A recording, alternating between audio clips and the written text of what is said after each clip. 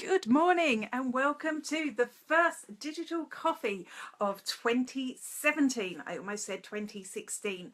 For those of you who are joining us for the first time, Digital Coffee is a weekly news slot where I discuss social media news that could affect you and your business. Everything you need to know. And this is the first ever one. Look, I'm in widescreen. Landscape format is here. And for those of you that are joining us for the first time as well, it is traditional for us to discuss what we are having on our Friday tea break. So for me, it's a nice cup of tea, which I've actually just finished. Hello, I can see someone's joined us. You're very, very welcome. A quick view of what we're going to be discussing today then. We've got some Twitter news to do with emojis. We've got news about Periscope, WhatsApp, LinkedIn, Instagram, 2 bits of Facebook news and some really important news for bloggers. So make sure you stay tuned. It's a half an hour show. Hey Sinead, cup of tea for me as well. Actually, I'm on my second cup of tea for the day. Might have to have a cup of coffee when we finish too. So lots of news. I haven't crammed in everything that I missed over the Christmas break, but I fitted in what I think is really important for us to know and the stuff that I could remember. Right, so I'll just grab my notes. Am I the right way round, Sinead? I would love to know if I'm the right way round, because this is my first ever. I was just saying, look at me being a landscape. Right, first up is my Twitter news. And look at this widescreen. You can see the board, you can see me. I don't need to squidgy around. I'm really happy with this. Now, the first thing I noticed coming back after Christmas, because over Christmas I was pretty much on mobile the entire time, so I didn't notice, but when I came back, the first thing I noticed is that there is now an emoji button on Twitter for the web. I keep looking at the wrong camera though. The camera's here. I must remember to look in the right place. Okay, so there's a new Twitter button on the web. So it's actually in the composition window. You get this, and let me just find the image I made for you so that you can see it.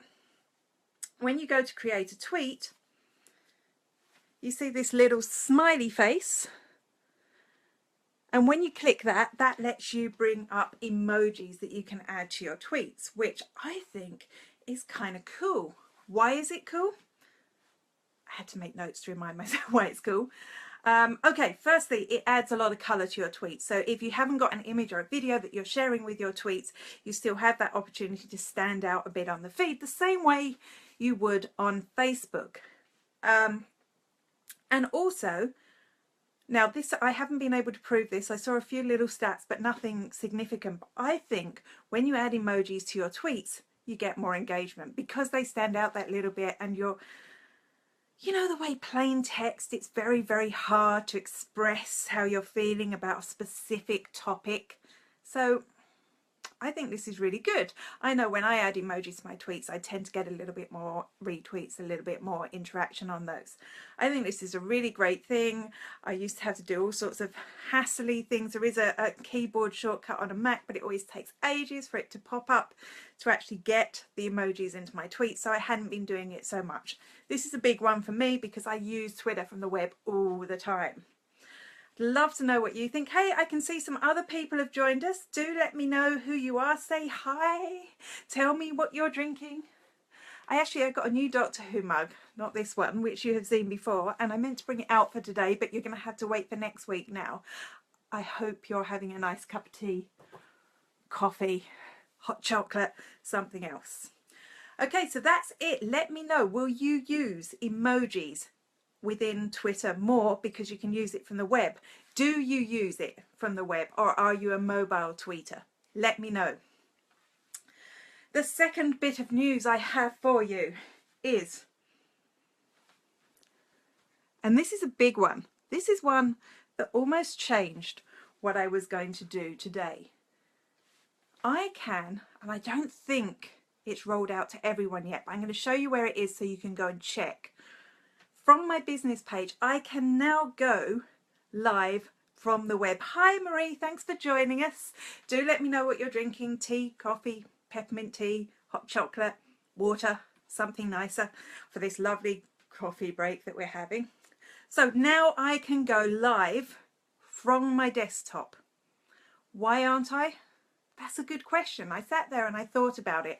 My first thing was, I like to stand up. Tea as well. We're all tea drinkers today.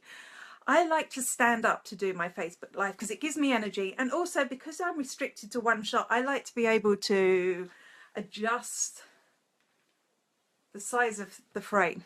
So I can still do a close-up, I can still do a wide shot because I'm standing up. I could, of course, do that from my computer, except I don't know how I get it up to this level. So I stuck with the mobile version for now, but I'll definitely be looking into desktop. I think there is some real benefits because if you are doing office-bound or kind of newsy things, or even interviews where you've got two people sitting, it's so much easier to set it up with a computer. I think that's going to be great. And also my iPhone, I'm having a problem that a lot of iPhone 5, I'm going to show you, Marie, it's on your business page. I'm going to show you where you can find it and you can let me know if you've got it as well. I'm not sure if it's been rolled out to everyone. So I have this iPhone 5S, the battery's rubbish, it's decaying. So at the moment I have it plugged into a power bank just to make sure I can get through this half-hour show with a battery. So that would be an advantage. And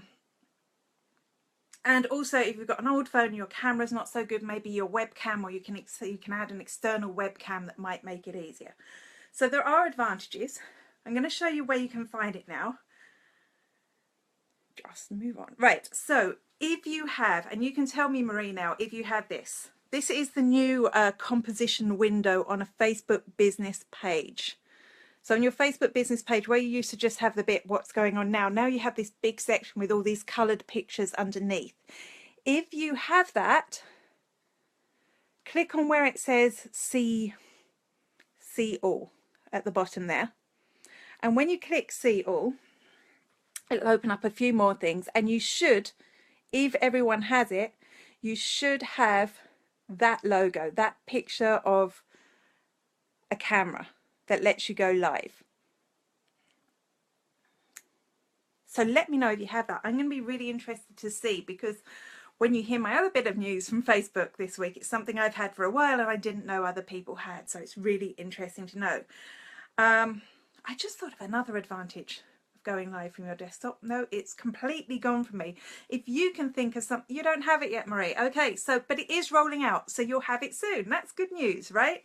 So I'm going to give Facebook a big thumbs up from this. It seems it's quite simple.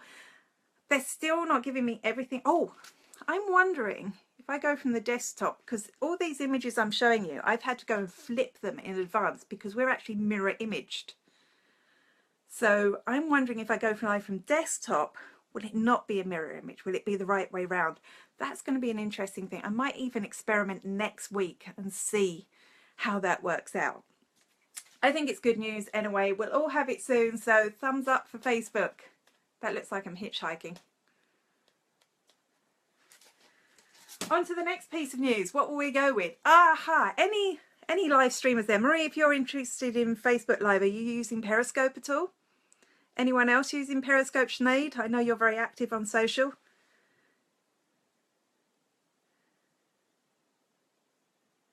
I know I'm quite delayed here as well, so I'll just do while I wait for the news. So Periscope has introduced 360-degree camera live streaming. And this is kind of cool. I just had to look at my notes so I don't forget anything, because I'm so forgetful, especially on a Friday.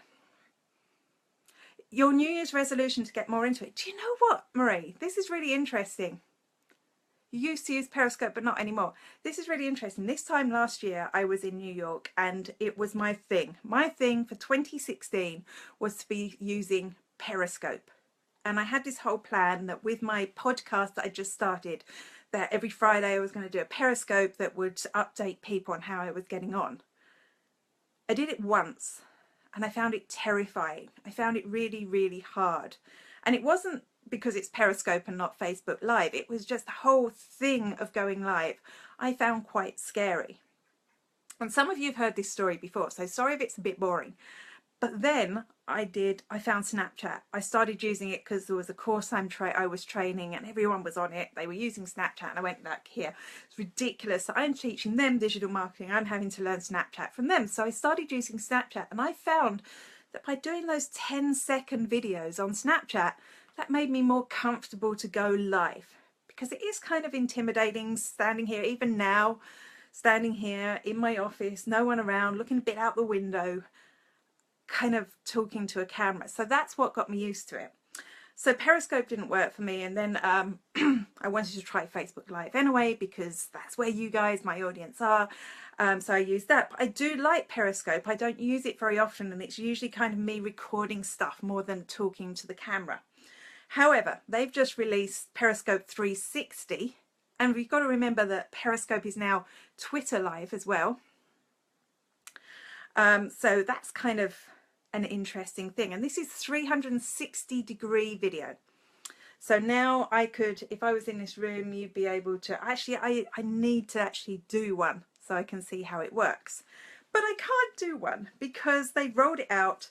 But it's only to select partners, so there's only certain people that can do it now. I'm going to leave a link underneath when I finish, so you'll be able to see examples from other people. I just had to get some hair out of my face there. Okay, it's going to be really cool. There's also this cool little thing, because you may know that CES, which is a big gadget show basically, is on at the moment. This is a little gadget that you can plug into your phone, directly into your phone, that adds a 360-degree camera to your phone. So that's going to be kind of cool. If you go to Periscope now, you'll be able to see which ones are 360 degrees. They'll be marked Periscope 360, so you'll be able to see them. And what Periscope themselves said is that the idea behind this, and I liked this line, so I copied it: connecting you with people and letting you experience something new with them. So it's all about that more, and I think that's really smart, because that's what live video does. It connects us, really makes a stronger connection with our audiences. Holding back on live streaming and Snapchat. Good, I'm looking forward to see. Marie, you have to tell us, you have to go post in the group if you do start live streaming. We'd love to see it. I know Eleanor, who sometimes joins us, is also live streaming now, and I'm delighted to see so many people taking it up. Right, so that's another thumbs up, but a bit of a thumbs down, because we can't all do it. They're just putting it out to select partners. I know they want to have some good examples for us to go by, but we've got to remember the person that made Facebook Live popular for Facebook was Candice Kane. She wasn't a verified user. She wasn't somebody anyone had ever heard of before, but her in that Chewbacca mask is what made Facebook Live a success. So I think sometimes restricting it just to celebrities or just to hardcore users is a mistake, but we'll see what happens. The next one, this actually happened a while ago, is Instagram Save. And if you're a listener to my podcast, you'll have heard me talking to Sue B. Zimmerman, and she actually mentioned this, and wasn't aware of it when she mentioned it when I interviewed her, but I have it now. And again, I've got some screen grabs to show you, if you just bear with me a second. So when you navigate now to a photograph on Instagram, you'll see that,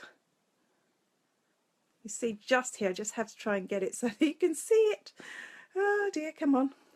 Just here, you still can't, there you go, there's a little save button. And when you click that save button, it saves the photograph to your profile. You'll see that there's now a little save section on your profile. And when you go in there, you can see all the photographs that you've saved. Why is this useful, do you think? Well, I think, I have to remember, I think it's very useful because, firstly, if you write long form captions, this is a way that people will be able to return and read later, or if you're linking to a blog. So I think even though in the past year or so, Instagram have restricted the long form captions, you can just see the first few lines and you have to click read more. I think people are going to be more inclined to read more if they save it. That's one of the reasons people may save.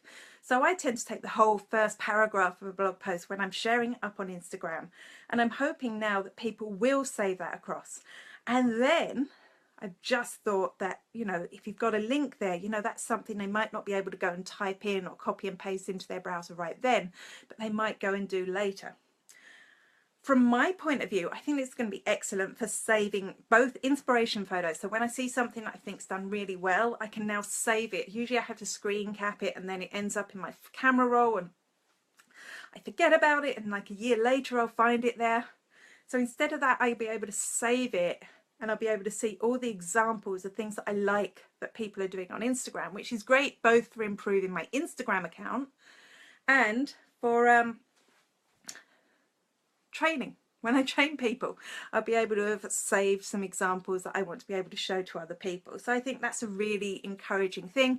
And I think if you're doing good stuff on Instagram, you're going to find that your photos do get saved. Although, as far as I can see, there's no statistics to see how many people have saved it. Okay, some bad news now.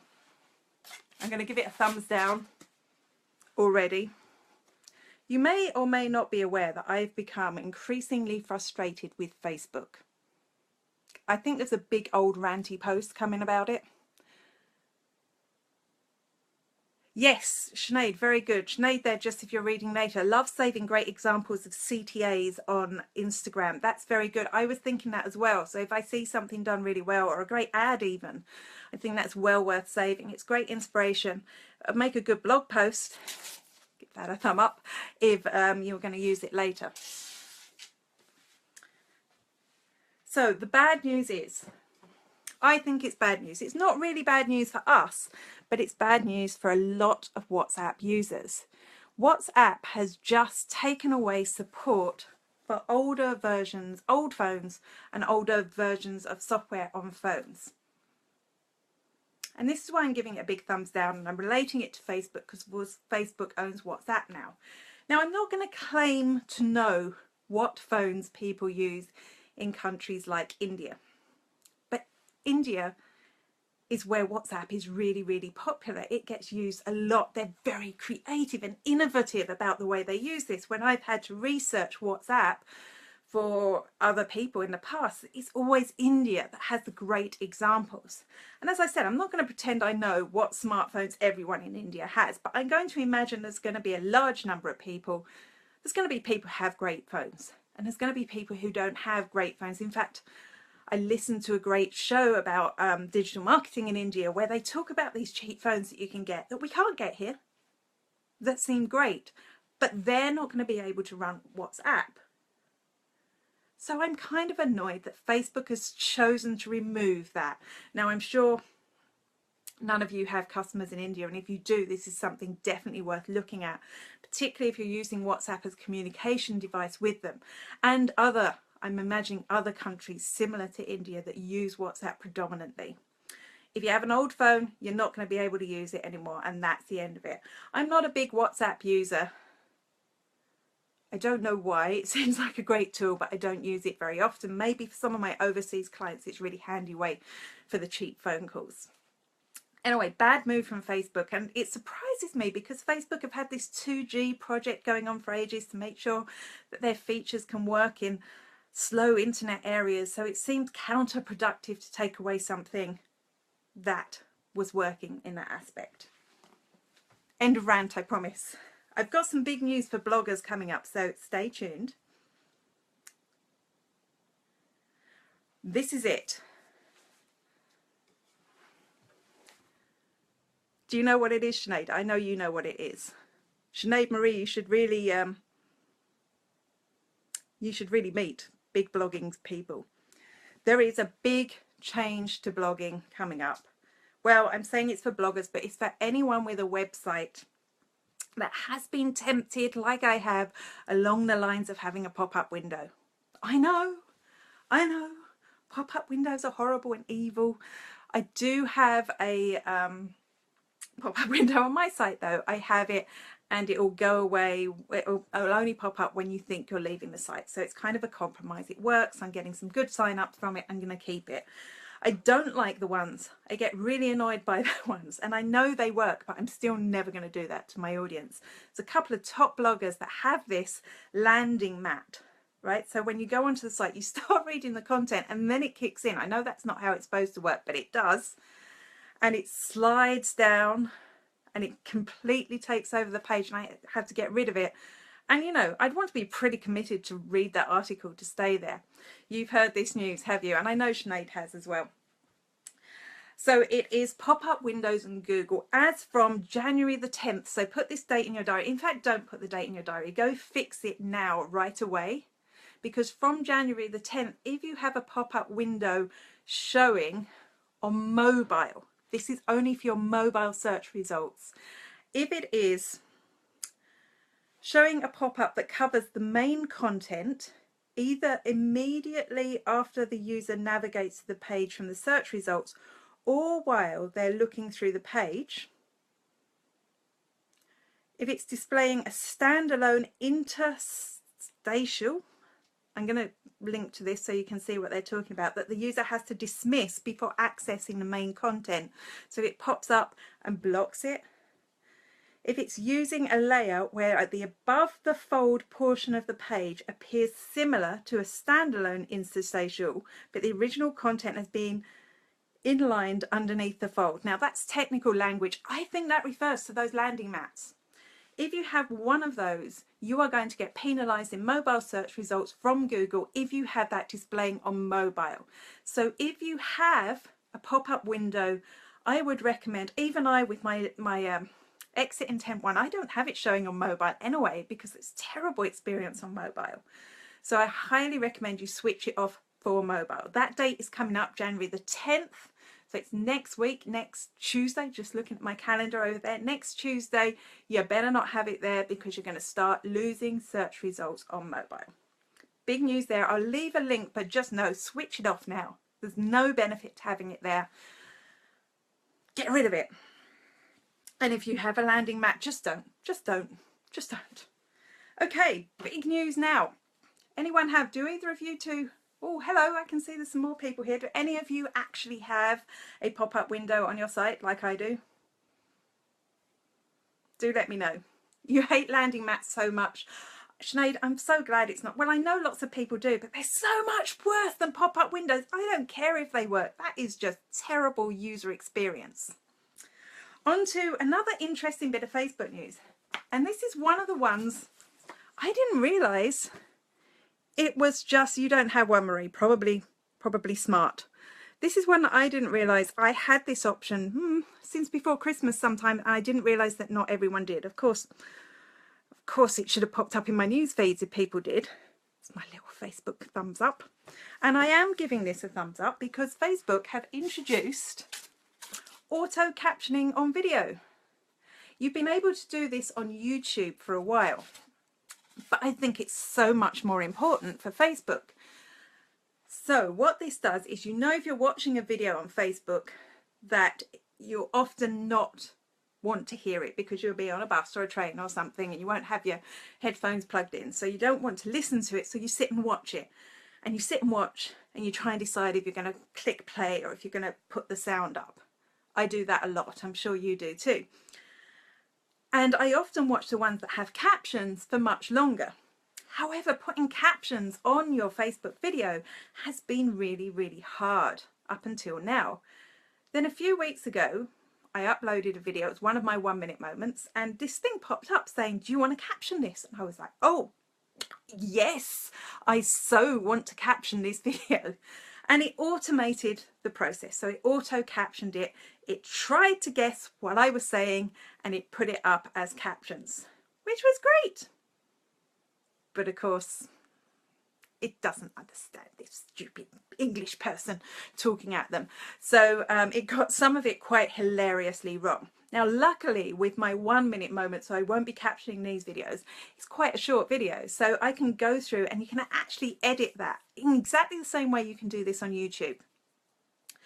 And you can edit and you can change it to actually say the right thing. I have made a few typos, I've noticed, in my latest caption, but it's really easy to do because as you type, you watch and you type, and when you type, it pauses while you type. So it's actually quite a quick process to do and well worth it, because you should get more longer video views as a result. If you've got video on your Facebook business page, go and check it out. You should have that option now under the edit to actually add captions. So give it a go. The reason to do it on YouTube is because it adds text to your video that Google can crawl, by the way. I've never edited or even looked at the captions they're putting on YouTube, and now I'm kind of like, oh, I probably should if they're getting it as wrong as Facebook is. But we can imagine over time, as this technology gets smarter, it's going to learn our voices. It's going to know what we're saying. It's going to understand my slurs and my weird English accent. So I think this is really positive. It's going to get both a thumbs up and a heart from me. Well done, Facebook, for that. Not often I give Facebook a massive thumbs up and a heart these days. Oh, LinkedIn. LinkedIn have been very bold. Very bold. Has anyone got the new LinkedIn layout yet? I'm putting my hand up. I don't. Let me know. Give me a why if you've got the new LinkedIn layout. Because LinkedIn, as you know, were bought by Microsoft. I think it was last year. And in some ways, this is a really positive thing. No, neither of you have the new LinkedIn. There's a couple of other people there as well. Say hi. Let me know. Are you a LinkedIn user? Do you have the new layout? And in a lot of ways, I'm kind of welcomed Microsoft buying the LinkedIn, because there were a lot of usability issues with it that I thought, you know, they needed a big organization, somebody who knew what they were doing to fix. And a lot of that has been fixed. In fairness, there's been a lot of positivity about what Microsoft has done. And I was kind of excited. I got a secret sneak peek at the new LinkedIn layout a while ago, and I was kind of excited. This is great. It really needed a new interface. I hated the way it looked just like Facebook. I think it needs to be its own network on its own. I do think LinkedIn is hugely powerful. But one of the best features on LinkedIn was the relationships tab. Is anyone using the relationships tab?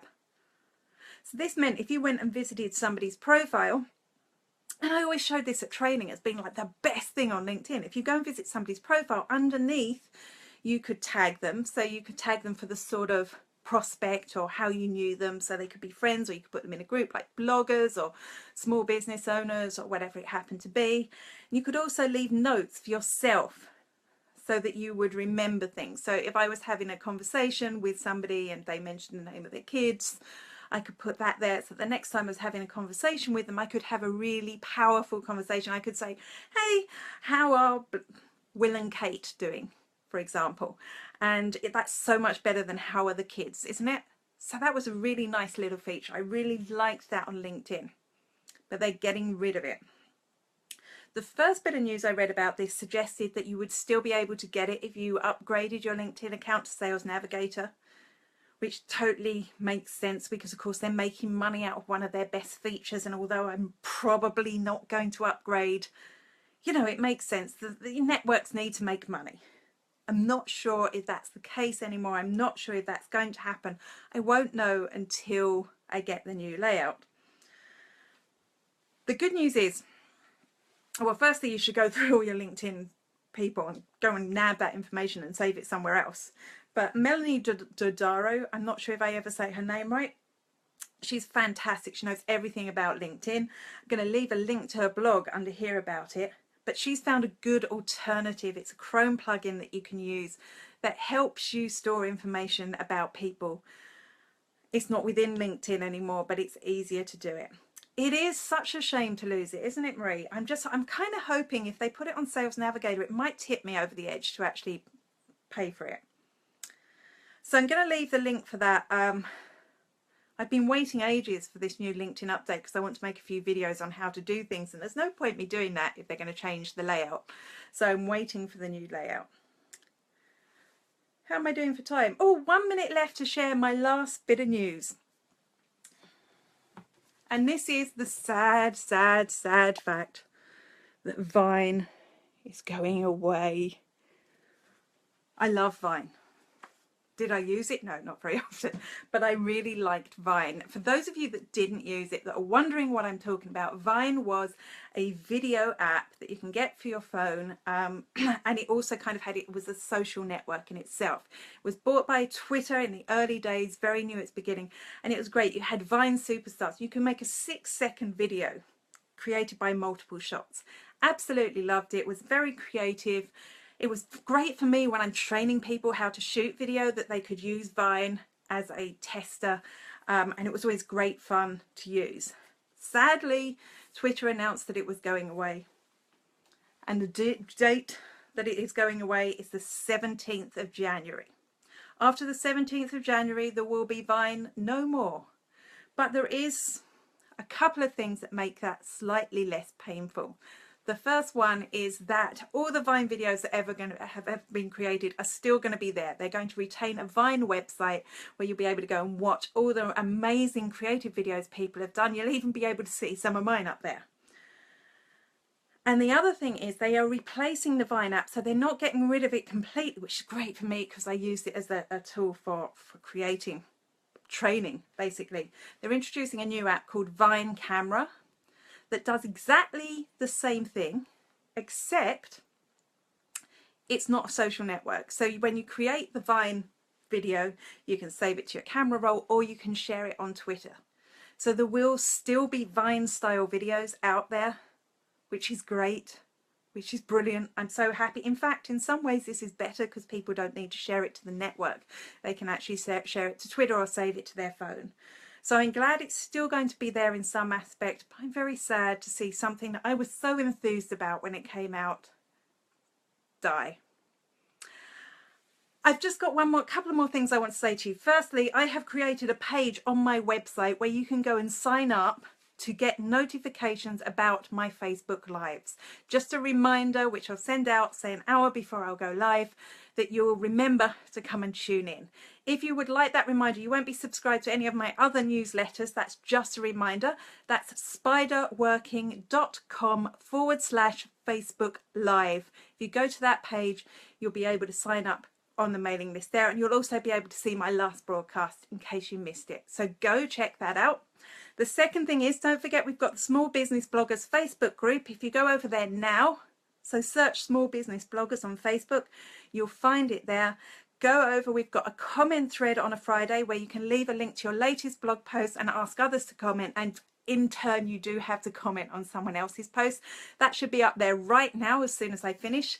And the third thing is, if you know somebody who would get value from my social media news, this episode specifically, click the share button underneath. I would love you to share this with other people so that we can get more people joining in. And I am going to ramp up the promotion on these now in 2017, knowing that it's something I'm going to do regularly. So tune in every Friday, 9:30 a.m. Until next week, goodbye.